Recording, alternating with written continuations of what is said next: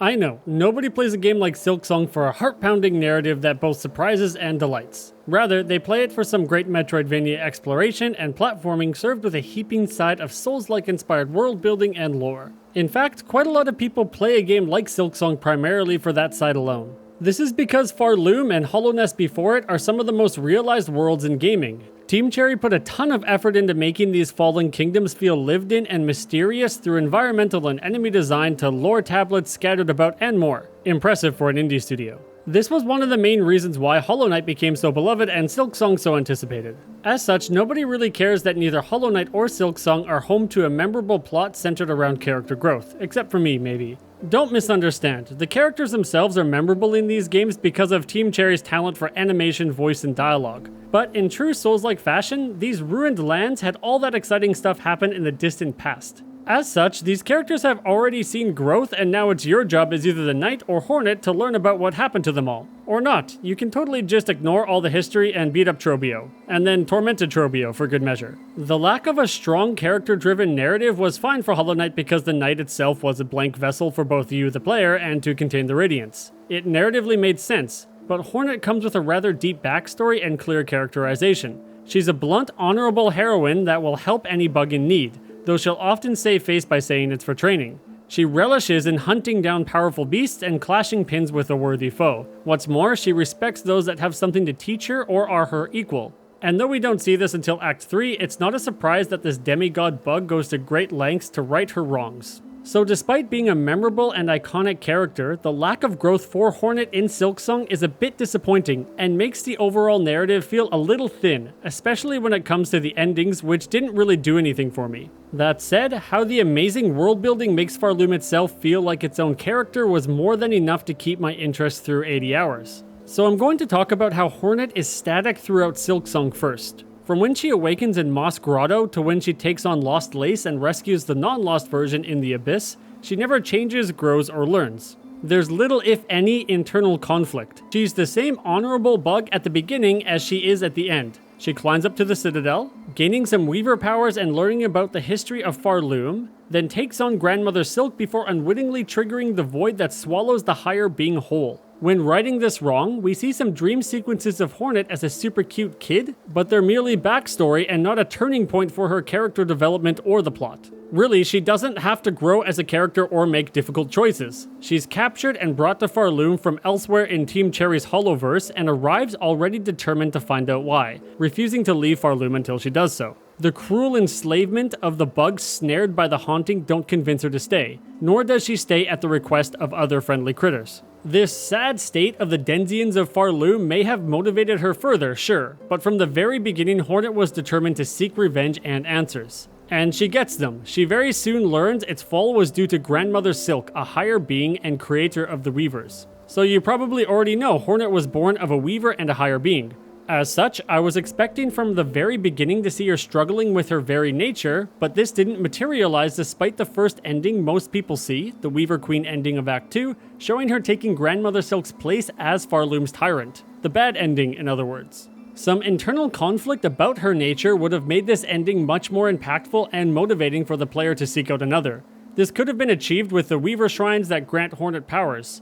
She could have grown more and more conflicted with the more Weaver powers she obtains, worried that she'll become a Weaver Queen. That's what the shrines are asking of her after all. So her internal conflict would come from the fact that she needs these powers to progress and to even have a shot at freeing Pharloom and the enslaved bugs within it. In short, this would give Silksong a central theme to rest the narrative on, overcoming your nature. Simple, sure, but it doesn't have to be complicated to give the endings more of an impact. The silky threads of this are already in the game. The shrines convey like ancestral dream sequences telling Hornet to retake their kingdom. However, it is never expressed that this is her wish. The only definitive motivation we get up until Act 2 is that she doesn't want to be captured again, so she must deal with old grandma at the top of the Citadel. Of course, then you trigger Act 3 by enlisting the help of the caretaker to ensnare Grandmother Silk. This instead releases the dark and spooky void that threatens to consume Pharloom whole, and Lace comes to save Hornet right at the last second. As Hornet was tricked into this, she feels responsible to fix this problem. Again, this is hardly surprising, as you'd expect her to want to do so from the very beginning of the game given what we know about her character. In the process of righting this wrong, Hornet delves into the past of a few different Pharloom civilizations to obtain their powerful hearts. Witness the aforementioned backstory for Hornet, where we also learn how she got her name, and descend further into the abyss to defeat Lost Lace, which I don't know about you, but I found an absolute bitch of a fight, and rescue her while also getting rescued in turn by the Knight from the first game and its army of Void brothers and sisters. Quick aside, I thought the Knight's Void appearance undermined Hornet's struggle somewhat. After all that, she still needed to be rescued. I like the cameo, but I would have preferred another way of showing it. But before I get further into my critique of Act 3, I'd like to humbly request you like and maybe even subscribe. This was supposed to be a short narrative critique because as of right now, I'm supposed to be covering Pokemon Legends ZA for Gamer Guides and Nintendo Life, but it got really out of hand and turned into one of my longest videos yet. Here's a picture of my dog Zelda, the Shiba of Hyrule, as a bribe. If you don't like this video, at least like it for Zelda. Anyway, I really think Act 3 could have also been improved by tying the central theme of overcoming one's nature into it. For example, Hornet tries to ensnare Grandmother Silk and avoid her Weaver Queen nature or fate, but in doing so dooms Pharloom. Lace, an enemy up until this point, overcomes her nature by saving Hornet from being taken by the Void. Lace was born of Grandmother Silk, but it seems here she breaks free of her threads. As a result, in my version, Hornet learns to no longer fear using all her Weaver powers, and her higher beingness. Now determined to free Pharloom from the Void no matter what it takes. She begins to learn to embrace her origin, in other words.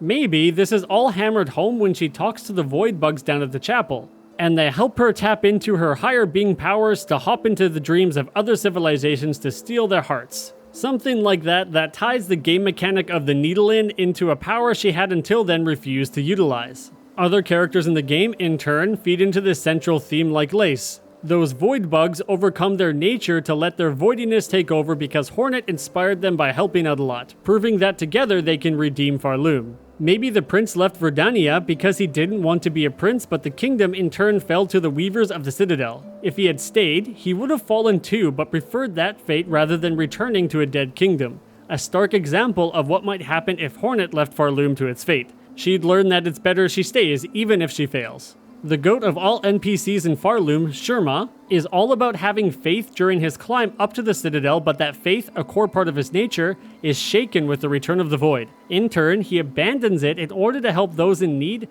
rather than serving some pale higher being that doesn't know he exists. And maybe that bartender in Greymoor has some words of encouragement for Hornet over a drink of nectar. You get the point. Through interacting with these characters, Hornet's internal struggle is reflected back at her, and the conclusions we get, at least with the Weaver Queen and Sister of the Void endings, hit quite a bit harder and are therefore more memorable. Now, with all that said, I'm going to undermine myself. For a game like Silksong, the lack of a concrete theme and character growth doesn't really matter because it's all about the lore with these Souls-like inspired games. It's not narrative driven like Expedition 33 or The Last of Us, rather it's almost like playing a fantastical history book where you have to find and translate the pages yourself. A method of storytelling I think is well suited for gaming. Still, I do critiques like this because I believe video games have the potential to be the best medium for telling stories, and though we're not there quite yet, I like discussing narratives in games so we might one day get there. Other Souls-like inspired titles, like Lies of P's Overture DLC, did a great job with characterization. I even did a critique on that one you can watch here, which proves this genre doesn't only have to rely on lore. Regardless, with Silksong, uncovering the mysteries of Pharloom through environmental storytelling carried so hard that I didn't really notice it lacked a character-driven plot until I finally took down Lost Lace on like my 20th attempt, and the true ending didn't really hit for me. Bilewater, my favorite area of the game, is a perfect example of S-tier environmental storytelling and world building. After taking in all the refuse from the Citadel, Bilewater morphed from the lush lands of the Stilkin to a toxic wasteland where even the flies that zip about explode in poisonous goo and the water infects you with maggots. The Stilkin thus wage guerrilla warfare against Hornet as she explores, littering the area with traps, including the infamous fake-out bench. When you finally reach Bilehaven, where the Stilkin and Grohl the Great live, waves of them come out to attack you, a last defense against an interloper. Perhaps more notably, the music reflects a much more serene place rather than the most toxic and controversial location in all of Pharloom. This serves as a hint at what Bilewater once was before Grandmother Silk and the Weavers turned it into a dumping ground. Great environmental storytelling like this is seen almost everywhere, From the underworks to the high halls, the Citadel tells a surprisingly detailed story about vastly different castes within a dead kingdom. Elsewhere, these jumpy guys from Los Verdania are seen between the Hunter's March and Deep Docks shorn of their lush green coats, showing a world in total decay from the Citadel's industrialization of nature. I mean, I don't have a lot to say about Mount Fae or the Wormways, but there's probably some lore I'm missing in creature descriptions or some obscure tablet that reveals the nature of these places and why they're the way that they are. I'm not much of a lore guy though. I tried to delve a bit below the surface to get a good sense of what Pharloom is all about, but I'll wait for YouTubers far more dedicated than I am to dissect this entire kingdom in long-ass video essays. Regardless, Pharloom is a character of depth in and of itself, and because of that, you don't really need that strong central narrative and theme to keep you immersed in a game like Silksong. It just would have been nice, you know? Because Hornet is such an intriguing character and, unlike the Knight, they set her up to become something much more. Regardless, all the characters in Silksong are so wonderfully drawn, animated, and voiced that they're brimming with personality without really having deep character arcs. Team Cherry are, in my opinion, masters at endearing you to the little bugs throughout Hollow Nest and Pharloom immediately with little more than some quirky grunts and some lovable dialogue. I'm very happy nothing bad happened to Sherma and might have uninstalled if he died. Anyway, that's just my little narrative critique on Hollow Knight Silksong. Whether you cared about the narrative or not, what did you think of it? Did you think it was a little lackluster, or did you not really notice? How'd you find the endings, and what do you think of my revisions? Let me know in the comments. As always, I do my very best to respond to everyone, and if you enjoyed this video, maybe like and subscribe. Here's Sherma singing the outro for perhaps my last Silksong video before I move on to Pokemon Legends ZA. Thanks, bye!